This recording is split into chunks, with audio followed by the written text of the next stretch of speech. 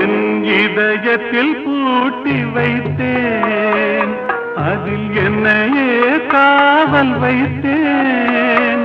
அவள் கதவை உடைத்தாளே, தன் சிறகை விரித்தாளே, தன் சிறகை விரித்தாளே.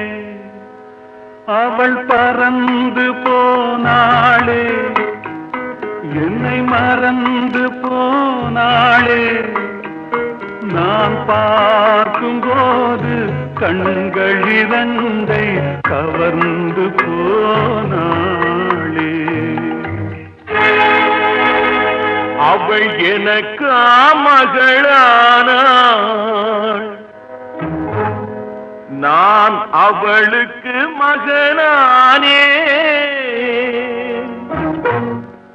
அவள் எனக்கு மகள்.